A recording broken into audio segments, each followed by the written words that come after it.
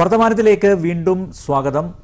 കേരള കോൺഗ്രസ് നേതാവും സർക്കാർ chief വിപ്പുമായ Shri PC ജോർജാണ് വർത്തമാനത്തിലെ ഇന്നത്തെ അതിഥി. വർത്തമാനത്തിലേക്ക് അദ്ദേഹത്തെ സ്നേഹപൂർവ്വം സ്വാഗതം ചെയ്യുന്നു. PC വർത്തമാനത്തിലേക്ക് സ്വാഗതം. ചീഫ് വിപ്പായതിനു ശേഷം ആദ്യമായിട്ടാണ് വർത്തമാനത്തിൽ പങ്കെടുക്കുന്നത്. ഒരു നീണ്ട ഇടവേളയ്ക്ക് ശേഷമാണ്. എന്താ ഈ ചീഫ് വിപ്പിന്റെ പണി? എന്താ? ഞാനും അതാ ചോദിക്കുന്നത്, എൻ്റെ പണി എന്നതാ? ഡെഫിനിഷൻ ഇല്ലേ? ഞാൻ വലിയ രസമുണ്ട്. ഞാൻ ഈ ചീഫ് വിപ്പായി കഴിഞ്ഞ് ഒത്തിരി പേര് ചീഫ് വിപ്പായിട്ട് ആർക്കും പരാതിയൊന്നുമില്ല. ഞാനൊന്ന് ചീഫ് വിപ്പായി പോയപ്പോഴുള്ള പരാതി, കേസ്, ഇലക്ഷൻ പദവിയെ കുറിച്ച് അറിയിച്ചല്ലോ. ഇത് ആരൊക്കെ ചീഫ് വിപ്പായിട്ടുണ്ട്? ഹംസയായിട്ടുണ്ട്, ഡോക്ടർ KC ഉണ്ട്, നമ്മുടെ PA മജീദുണ്ട്, എത്രയോ പേരായി. ആർക്കും പരാതിയില്ല. പാവം PC ഒന്ന് ചീഫ് വിപ്പായി കിടക്കപ്പുറതിയില്ല. ആരൊക്കെയാണ് പരാതിയായിട്ട് ഇറങ്ങുന്നത്? ഞാനതൊക്കെ പോട്ടെ, ഒരു തമാശ. ഞാനിതൊക്കെ ഒരു സ്പോർട്സ്മാൻ സ്പിരിറ്റിൽ എടുക്കുന്ന ആളാണ്. ഞാനിത് ഇപ്പോൾ ഈ വിപ്പ് എന്നുള്ള എന്ന് പറഞ്ഞ് VIP ഇട്ട വിപ്പാവും. WHIP വിപ്പാണ് യഥാർത്ഥ വിപ്പെന്ന് പറഞ്ഞാൽ അർത്ഥം എന്താ വെച്ചാൽ രസം ചാട്ടയെന്ന് അതിനർത്ഥം. ഞാൻ പല വലിയ വിദ്യാഭ്യാസമുള്ള മാന്യന്മാരിരിക്കുന്ന സ്ഥലത്ത് പോലും വാട്ട്സ് മൈ ദിസ് വിപ്പ് ആരും അറിയില്ല. ഞാൻ വിപ്പെന്ന് പറയുന്ന മലയാള പദം എന്താ അറിയാവുന്നൊരു ചുരുക്കം. പിന്നെ ഞാൻ ചാട്ടയെന്ന് പറഞ്ഞു കൊടുക്കുക. ചാട്ടയെന്ന് ചീഫ് വിപ്പെന്ന് പറയും മുഖ്യ ചാട്ടക്കാരൻ. അത് ഞാൻ തന്നെ പിള്ളേർക്കൊക്കെ പറഞ്ഞു കൊടുക്കുക. അങ്ങനെ ഏതായാലും ഞാൻ ഒരു ഉപകാരം കിട്ടുന്നുണ്ട് വേറെ. ഞാൻ വിപ്പായതുകൊണ്ട് ഇങ്ങനൊരു പദം അതിൻ്റെ മലയാളം എന്താണെന്നും ചാട്ടയുടെ ഇംഗ്ലീഷ് പദം വിപ്പെന്നാണെന്നും കേരളത്തിൽ ഒരുമാതിരി എല്ലാ മനുഷ്യരും അറിയാനൊരു ഭാഗ്യം കിട്ടി. കൊച്ചു പിള്ളേർക്കും അങ്ങനെ ഒരു പദം പറഞ്ഞ് പഠിപ്പിക്കാൻ കഴിഞ്ഞുള്ള അഭിമാനം എനിക്ക് അതിനകത്തുള്ളത്. ഇത് സത്യത്തിൽ ബ്രിട്ടീഷ് പാർലമെൻറ്റിലുണ്ടായതാണ്. എന്താണെന്ന് ചോദിച്ചാൽ അന്ന് പ്രഭുസഭയൊക്കെ അല്ലേ, രാജഭരണം. അന്ന് ഈ മെമ്പേഴ്സ് സഭയെ വരികയില്ല പകുതി പേര്. അവരെല്ലാം തൊട്ടപ്പുറത്തല്ലേ, നമ്മുടെ പോലെ ഉള്ളല്ലോ, നമ്മുടെ കേരളം പോലെ അല്ലല്ലോ, ഇന്ത്യ പോലെ അല്ലല്ലോ. അപ്പോൾ അവർ വരാൻ വേണ്ടി ഒരാളെ നിയോഗിച്ചു. ആ ആളാണ് അതിന് വിപ്പെന്ന് പേര് കൊടുത്തു. ചാട്ടപ്രയോഗത്തിൽ എന്നുള്ള അർത്ഥം വന്നത്. അതങ്ങനെ ബ്രിട്ടീഷ് പാർലമെൻ്ററി ഡെമോക്രസിയിലുണ്ടായ പദമാണ് ഇന്ത്യയിലേക്കും. ബ്രിട്ടീഷ് പാർലമെൻ്റ് ഡെമോക്രസി ആയിട്ടാണല്ലോ നമുക്ക് ബന്ധം കൂടുതൽ. അങ്ങനെ വന്നാണ് വിപ്പും ചീഫ് വിപ്പും ഒക്കെ. എൻ്റെ പണി എന്താണെന്ന് വെച്ചാൽ വിപ്പ് കൊടുക്കുക എന്നുള്ള. അങ്ങനെ ഗുണമുണ്ട് മുഖ്യമന്ത്രിക്ക് ഉൾപ്പെടെ ചീഫ് വിപ്പ് കൊടുക്കാം. പക്ഷെ ആദ്യം തന്നെ ഒരു പണി തിരിച്ചു തന്നു അല്ലേ? അല്ല, മറ്റേ ആ വോട്ടിനിട്ട സമയത്ത് 1-2 പേര് പോയില്ലേ? അത് ആ വിപ്പ് കൊടുത്തിട്ടും പോയതാ ഒരാൾ. മേലിൽ ആവർത്തിക്കില്ല എന്ന് പറഞ്ഞു. മുഖ്യമന്ത്രിക്ക് ചീഫ് വിപ്പിന് മുഖ്യമന്ത്രി വിപ്പ് കൊടുക്കുമെന്ന് പറഞ്ഞാൽ മുഖ്യമന്ത്രിക്ക് വിപ്പ് കൊടുക്കില്ല. അതിന് ചെയ്യുന്നത് എന്നാണെന്നറിയാം, ഓരോരുത്തരും ഓരോ ബഹുമാനം നമ്മൾ കൊടുക്കണം. അപ്പം മുഖ്യമന്ത്രിക്ക് നമ്മൾ 3 ലൈൻ വിപ്പ് കൊടുക്കും. പക്ഷേ എങ്ങനെയാണെന്നറിയോ, മറ്റ് MLA-മാർക്കും മന്ത്രിമാർക്കും കൊടുത്ത വിപ്പിൻ്റെ കോപ്പി അങ്ങയുടെ അറിവിലേക്കായി സമർപ്പിക്കുന്നു. അപ്പം വിപ്പ് പുള്ളിക്കും കിട്ടും. പക്ഷേ പുള്ളിക്കൂടെ ബഹുമാന ദിവസം കോപ്പി അതെ കൊടുക്കുന്നത്. അപ്പം ആ ബഹുമാനമൊക്കെ ആദരിച്ചാണ് നമ്മൾ കൊടുക്കുന്നത്.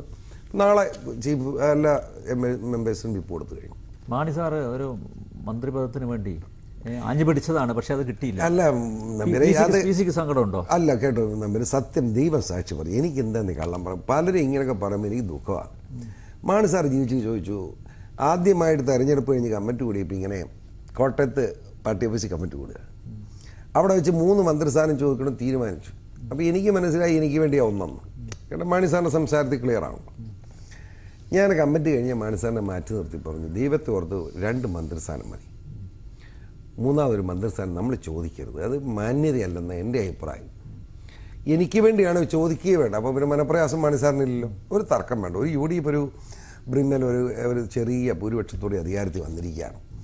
ആ സാഹചര്യത്തിൽ നമ്മൾ 3 മന്ത്രിസ്ഥാനത്തിന് വഴക്കുണ്ടാക്കാൻ പോകണം. എനിക്ക് വേണ്ടിയാണെങ്കിൽ അപ്പോൾ ജോർജ് അല്ല പിന്നെ ആരെയാ അങ്ങനെ ഞാൻ എനിക്ക് വേണ്ടിയാണ് ചോദിക്കേണ്ട. ഞാൻ ആഗ്രഹിക്കുന്നില്ല, എന്നെ വിശ്വസിക്കുമാണ് സാറേ, ദൈവത്തെ സാക്ഷ്യപ്പെടുത്തി പറയുന്നു, 100% മനസ്സാക്ഷി എനിക്ക് വേണ്ടാന്ന് പറഞ്ഞു. പിന്നെ ഞാൻ പറഞ്ഞു എനിക്കൊരാഗ്രഹം സ്പീക്കറാക്കൊള്ളാമെന്ന് ആഗ്രഹമുണ്ട്. അത് കിട്ടുന്നില്ലെങ്കിൽ വേണ്ട, എനിക്കൊന്നും വേണ്ട, യാതൊന്നും വേണ്ടെന്ന് മനസ്സാൻ്റെ അടുത്ത് വളരെ വിശദമായി ബോധ്യപ്പെടുത്തുക. പക്ഷേ എന്തോ എന്നെ പുറത്ത് നിർത്താതെ എന്നെ അകത്ത് കൊണ്ടുവരണമെന്ന് എല്ലാവർക്കും ഒരു നിർബന്ധം. അതുകൊണ്ട് നമ്മളെ ഒരുമാതിരി പിടിച്ച് ഇതിനകത്തിട്ട് ഒരു കൂട്ടിലിട്ടിരിക്കുന്നുള്ളൂ. അതിൻ്റെ സത്യം അതാണ്. വേറെ ഞാൻ തുറന്നു പറയാം, എന്നെ കൂട്ടിലിട്ടിരിക്കുകയാണ്. എനിക്കത് വിരോധമൊന്നുമില്ല, ഒരു മുന്നണിയുടെ മാന്യത വെച്ച് പോകണം, അങ്ങനെ തന്നെ പോവുകയും ചെയ്യും. അല്ലാതെ എനിക്ക് എപ്പോൾ വേണേൽ ഇത് ആർക്ക് വേണേൽ കൊടുത്തേക്കാൻ പോയി ദൈവം, ഞാനല്ലാതെ. കാരണം സ്പീക്കർ ഇപ്പോൾ കിട്ടാൻ സാധ്യതയില്ലാത്ത, കാരണം കോൺഗ്രസ് പാർട്ടി എന്ന നിലയിൽ അവർ നയിക്കുന്ന മുന്നണി എന്ന നിലയിൽ അവർക്ക് സ്പീക്കർ സ്ഥാനം വേണമെന്ന് ഞാൻ കുറ്റപ്പെടുത്താൻ വഴിയില്ല. ഡെപ്യൂട്ടി സ്പീക്കർ വേണ്ടെന്ന് PC പറയും. അത് എനിക്ക് വേണ്ടെന്ന് ഞാൻ പറയും, തെറ്റല്ലെന്നുള്ള ബോധമുള്ള മനുഷ്യനെല്ലാം മനസ്സിലാവില്ല. ഇപ്പോൾ എൻ്റെ പ്രവർത്തനം കാണുമ്പോഴും എല്ലാവരും പറയുമല്ലോ PC ഡെപ്യൂട്ടി സ്പീക്കർ ആക്കിയിട്ടുണ്ടായെന്ന് PC പറഞ്ഞ് ശരിയാന്ന്. നമ്പ്യാരുടെ മനസ്സാക്ഷിയോട് ചോദിച്ചു, എന്നെപ്പോലെ ഒരുത്തിന് അത്ര ഉള്ളൂ. അല്ലാതെ ഇപ്പോൾ സ്പീക്കർ ഇവിടെ G. കാർത്തികേയനാണ്, ഞാൻ ദുഃഖിതനല്ല. അതുകൊണ്ട് എന്നെയൊക്കെ ഒരു മോശക്കാരൻ സ്പീക്കർ സ്ഥാനത്ത് വന്നിരുന്നത് എനിക്ക് ദുഃഖം തോന്നുമായിരുന്നു. അപ്പോൾ ഞാൻ സ്പീക്കറാണ്, എൻ്റെ സ്വഭാവം ഇതല്ല, ഞാൻ സ്പീക്കറാവും. ഓരോ സ്ഥാനത്ത് ചെല്ലുമ്പോൾ ആ സ്ഥാനത്തിനനുസരിച്ച് പ്രവർത്തിക്കണം. ഒരു MLA പ്രവർത്തിക്കുന്ന PC ജോർജ് അല്ലാതായി മാറും. ഞാൻ ഇപ്പോഴത്തെ PC ആയിരിക്കില്ല, നോ ഡൗട്ട്. ഞാൻ സ്പീക്കറാണെങ്കിൽ 140 MLA-മാരുടെ അവകാശങ്ങൾ സംരക്ഷിക്കുന്ന ലെജിസ്ലേച്ചറിന്റെ ശക്തി വർദ്ധിപ്പിക്കുന്ന സ്പീക്കറാവും. ഞാൻ ഗവൺമെൻറ്, ഒരു സ്പീക്കറുടെ കടമയെന്ന് പറയുന്നത് ഗവൺമെൻറ് ബിസിനസ് നടത്തി കൊടുക്കുക, അതേ ഉള്ളൂ. അല്ലാതെ ഗവൺമെൻറ് ഭാഗമല്ല സ്പീക്കർ. ഗവൺമെൻറ് എടുക്കും. നിഷ്പക്ഷ സമയം എടുക്കുമ്പം ഇപ്പോഴത്തെ പ്രതിപക്ഷത്തിനും ബുദ്ധിമുട്ടുണ്ടാവും. അവരും ചുമ്മാ ആവശ്യമില്ലാതെ പറഞ്ഞാൽ ഞാൻ സമ്മതിക്കത്തില്ല, ഭരണകക്ഷികളിലും ഞാൻ സമ്മതിക്കത്തില്ല. നിഷ്പക്ഷമായ ഒരു സ്പീക്കറാകും. അതുപോലെ ഒരു MLA എന്ന് പറയുന്നത് ജനപ്രതിനിധിയാണ്. ആ MLA-യുടെ കടമകൾ ബോധ്യപ്പെടുന്നതോടൊപ്പം ചുമതലകൾ ബോധ്യപ്പെടുന്നതോടൊപ്പം അവകാശങ്ങൾ കൂടെ ബോധ്യപ്പെടുത്തണം. ഒരു MLA എന്നല്ല, എനിക്ക് അഭിമാനത്തോട് പറയാൻ പറ്റും, ഞാൻ നിയമസഭാ പെറ്റീഷൻസ് കമ്മിറ്റി ചെയർമാനായിരുന്നു. ഞാൻ ചെയർമാനായിരുന്ന സമയത്തുണ്ടാക്കിയ റിപ്പോർട്ടുകൾ ഏതെല്ലാം എന്നതിലേക്ക് എനിക്ക് അഭിമാനത്തോട് പറയാൻ കഴിയും. മുല്ലപ്പെരിയാർ, ഞാൻ 97-ൽ ഞാൻ എൻ്റെ കമ്മിറ്റി, ഞാനെന്ന് പറയുമ്പോൾ ക്ഷമിക്കണം, ഞാനും എൻ്റെ മെമ്പർമാർ MLA-മാരും ചേർന്ന് കൊടുത്ത കമ്മിറ്റിയുടെ റിപ്പോർട്ടാണ് ഈ 136 അടി 120 അടി ആക്കണം എന്നുള്ള റിപ്പോർട്ട് 98-ൽ ഞാൻ ചെയർമാരുടെ കമ്മിറ്റി കൊടുത്ത പെറ്റീഷൻ കമ്മിറ്റി റിപ്പോർട്ടാണ്. അതിന് മുമ്പ് ഈ ഇഷ്യൂവിൽ അത്ര സ്ട്രോങ് നിലപാടില്ല ആർക്കും. എന്ന് മാത്രമല്ല 97-ൽ ഞാൻ എൻ്റെ നിയമസഭാ കമ്മിറ്റിയുടെ റിപ്പോർട്ടിൻ്റെ അടിസ്ഥാനത്തിലാണ് ഇറിഗേഷൻ ഡിപ്പാർട്ട്മെൻറ്റിൻ്റെ ഒരു സബ് ഡിവിഷൻ പോലും അവിടെ തുടങ്ങി. അതിനു മുമ്പ് ഇല്ല, ഒരു ബോട്ട് പോലും ഇല്ല, ഒന്നുമില്ലായിരുന്നു, തുടങ്ങിയത് അങ്ങനെ. അതുപോലെ തന്നെ ഞാൻ പറയാം, നമ്മുടെ ഇവിടുത്തെ ക്ലബില്ലേ, നമ്മുടെ തിരുവനന്തപുരം ഗോൾഫ് ക്ലബ്ബ് എൻ്റെ റിപ്പോർട്ടാണ്. ആ റിപ്പോർട്ടിൻ്റെ അടിസ്ഥാനത്തിലാണ് ഇപ്പോൾ നമ്മുടെ റവന്യൂ ഡിപ്പാർട്ട്മെന്റ് പ്രിൻസിപ്പൽ സെക്രട്ടറി അത് എടുക്കാനുള്ള നടപടി സ്വീകരിക്കാനുള്ള കാരണം എൻ്റെ റിപ്പോർട്ടാണ്. അനാഥപ്രേതം പോലെ കിടക്കുന്ന മുഖ്യമന്ത്രിയും മന്ത്രിമാരുടെയൊക്കെ മക്കളൊക്കെ അതിനകത്ത് മെമ്പർഷിപ്പ് എടുത്തപ്പോൾ എല്ലാ കക്ഷികളും അങ്ങോട്ടും ഇങ്ങോട്ടും ചാടിയത് കൊണ്ട് കിടക്കുന്നതല്ലേ. എന്താ കാരണം, ഞാൻ ആ റിപ്പോർട്ട് കൊടുക്കുമ്പോൾ വളരെ വാശിയിലായിരുന്നു ഗവൺമെൻറ്. പക്ഷേ EK നായനാരുടെ മകൻ അതിൽ മെമ്പറായി. VS അച്യുതാനന്ദൻ വന്നപ്പം അച്യുതാനന്ദൻ്റെ മകനും അതിനകത്ത് മെമ്പറായി. ഞാൻ പറഞ്ഞ ഒരു നേതൃത്വ നിരയിലിരിക്കുന്നവരുടെ മക്കൾ ഇങ്ങനെ പോയി കഴിഞ്ഞാൽ ആ നേതാക്കന്മാർക്കുണ്ടാകുന്ന അപജയത്തിൻ്റെ ഒരു ഭാഗമാണ് ഇപ്പോൾ ഗോൾഫ് ക്ലബ്ബ്.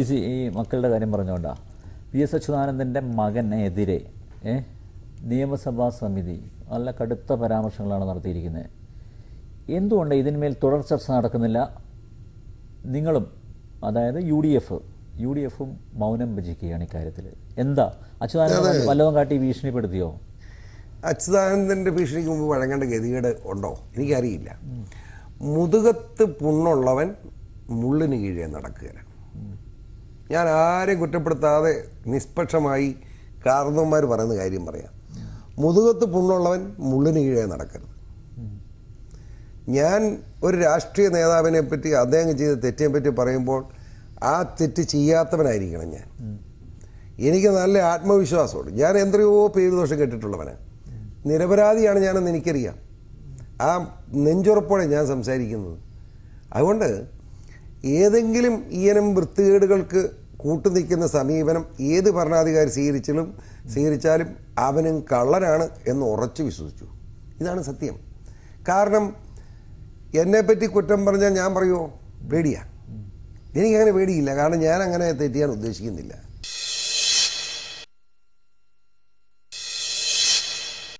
അല്ല, പി സിക്ക് കുറ്റബോധം തോന്നുന്നുണ്ടോ? പി സി ആണ് ഈ VS അച്യുതാനന്ദൻ എന്ന് പറയുന്ന ഒരു മനുഷ്യന് പേരും പെരുമയും നേടിക്കൊടുത്തത്. പൂർണ്ണമായിട്ടല്ല, ഭാഗ്യമായിട്ടെങ്കിലും. ഞാൻ തന്നെയല്ല, ഞങ്ങളൊരു ടീമായിരുന്നു. ഒരു ടീമായിരുന്നു. ഇപ്പൊ കുറ്റബോധം തോന്നുന്നുണ്ടോ? കുറ്റബോധമില്ല എന്ന് മാത്രമല്ല, ഞാൻ ചെയ്ത് പറഞ്ഞില്ലേ, PC ജോർജിനെ തള്ളി പറഞ്ഞില്ലേ, നന്ദി വാക്ക് പോലും പറഞ്ഞു. തള്ളിക്കളയട്ടെ, അതൊന്നും എനിക്ക് വേദനയില്ല. ഒരു കാര്യം ഞാൻ പറയാം, ഞാൻ ചെയ്തത് മുഴുവൻ ശരിയായിരുന്നെന്നും ഞാൻ പറഞ്ഞത് മുഴുവൻ ശരിയായിരുന്നെന്നും ഞങ്ങൾ നടത്തിയ പ്രവർത്തനം ഈ രാജ്യത്തെ പാവപ്പെട്ടവരോടും പിന്നോക്കക്കാരനും പാർശ്വവൽക്കരിക്കപ്പെട്ടവരോടും ഉള്ള പ്രതിബദ്ധത പുലർത്തിക്കൊണ്ടാണെന്നും ചരിത്രം എഴുതി വെക്കും. ഏതാ ഞങ്ങൾ ചെയ്തത്? മൂന്നാർ മതികെട്ടാൻ പീരുമേട്ടിലെ പാവപ്പെട്ട തൊഴിലാളി പട്ടിണി കിടന്നപ്പോൾ അങ്ങോട്ട് കൊണ്ടുപോയത്. അതുപോലെ ഞാൻ എല്ലായിടത്തും ഏത് വേണേ എടുത്തു. ഇതെല്ലാം ചെയ്തത് ഈ രാജ്യത്തിൻ്റെ നന്മയ്ക്ക് വേണ്ടിയിട്ടാണ്. മാഫിയ സംഘക്കെതിരെയുള്ള പോരാട്ടമായിരുന്നു. അന്ന് അച്യുതാനന്ദൻ പ്രതിപക്ഷത്തിരുന്നപ്പം ആ സഖാവ് ഒന്നാം തരം സഖാവായിട്ട് നിന്നു. പക്ഷേ മുഖ്യമന്ത്രിയായി കഴിഞ്ഞപ്പോൾ ഒന്നും ചെയ്യാൻ കഴിയാത്ത മൗനി ബാബായി ഒന്ന്. അതോടെ തന്നെ അങ്ങേരുടെ പണി തോന്നും. അദ്ദേഹത്തിന് വേണ്ടി സ്ട്രോങ് ആയി നിന്നു എന്നതിൻ്റെ പേരിൽ എന്നെപ്പോലുള്ള പൊതുപ്രവർത്തകരെ അപമാനിച്ച് നശിപ്പിക്കാനുള്ള നീക്കം ജീർണത ബാധിച്ച CPM നേതൃത്വം, പിണറായി ഉൾപ്പെടെ ഞാൻ അച്യുതാനന്ദന് ഒരു സഹായം ഞാൻ പറ്റിയിട്ടില്ല. അച്യുതാനന്ദൻ ഈ അടുത്ത കാലത്ത് പറഞ്ഞു, മുഖ്യമന്ത്രിമാരെ സ്നേഹിക്കുന്ന സ്വഭാവമാണ്, നന്ദിയുടെ നിന്റെ പേരോ എന്ന് പറഞ്ഞ് ഞാൻ നിർത്തുക. അദ്ദേഹം മുഖ്യമന്ത്രി ആയിരുന്നപ്പം ഏതെങ്കിലും ഒരു പരാതി എൻ്റെ സ്വന്തം കാര്യത്തിൽ കൊടുത്ത് അങ്ങനെ പറയട്ടെ. ഐ ചലഞ്ച് ചെയ്ത് പച്ചയ്ക്ക് മുഖത്തൊക്കെ പറയാം അദ്ദേഹത്തോട്. ഞാൻ കൊടുത്തിട്ടുണ്ട്. ഏതാ കൊടുത്തിരിക്കുന്നത്? മലബാർ സിമൻസിലെ കൊള്ള കൊടുക്കണ്ടേ? അതുപോലുള്ള കൊള്ളകൾക്കെതിരെ ഡാറ്റാ സെന്ററിന്റെ കച്ചവടം കൊടുക്കണ്ടേ? അനർട്ടിലെ കള്ളത്തരം കൊള്ള അത് കൊടുക്കണ്ടേ? മുഖ്യമന്ത്രിക്ക് കൊടുക്കാതിരിക്കാൻ പറ്റുമോ? കൊടുത്തിട്ടുണ്ട്. അതല്ലാതെ ഏതെങ്കിലും സ്വന്തം കാര്യത്തിന് വേണ്ടി ഏതെങ്കിലും ഒരു ചെറിയ കാര്യം ഒരു ശുപാർശയെങ്കിലും ഞാൻ നടത്തിയെന്ന് അച്യുതാനന്ദൻ പറയാമെങ്കിൽ അതിൻ്റെ രേഖയും തന്നാൽ മതി. ഇപ്പം നിർത്തുക, ഇമ്മലപ്പണി കൂടെ നിർത്തി രാജിവെച്ച് വീട്ടിൽ പോയിരുന്നുള്ളൂ. മതിയോ? ഞാൻ അദ്ദേഹത്തോട് പറഞ്ഞു. അദ്ദേഹത്തെ വെല്ലുവിളിക്കാതെ ഞാൻ അങ്ങനെ നടക്കുന്നവനല്ല. വ്യക്തിപരമായി ഒന്നും വാഴ്ത്തിപ്പാടി അവതാരങ്ങളൊക്കെ PC പിൻവലിക്കുകയാണ് ഇപ്പോൾ. ഞാൻ പറയാം നമ്പ്യാരെ, എനിക്ക് വലിയ മനപ്രയാസമാണ്.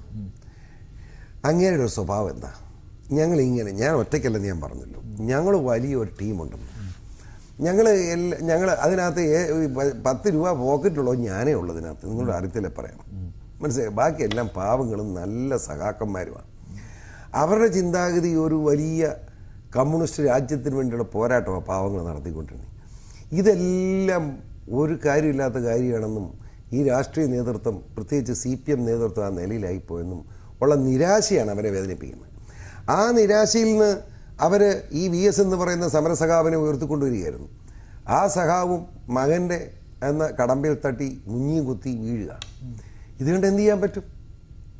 അപ്പോൾ എന്ത് ചെയ്യാൻ പറ്റും എന്നുള്ള ഇവിടുത്തെ ചോദ്യം. ഇപ്പോൾ മുഖ്യമന്ത്രി ഉമ്മൻചാണ്ടിക്ക് അനുകൂലം എന്ന് പറഞ്ഞാൽ ഞാനിപ്പോൾ പൊളിറ്റിക്സായിട്ട് തന്നെ പറയും, ഞാൻ കേരള കോൺഗ്രസ്സുകാരനാണ്. പക്ഷെ കേരള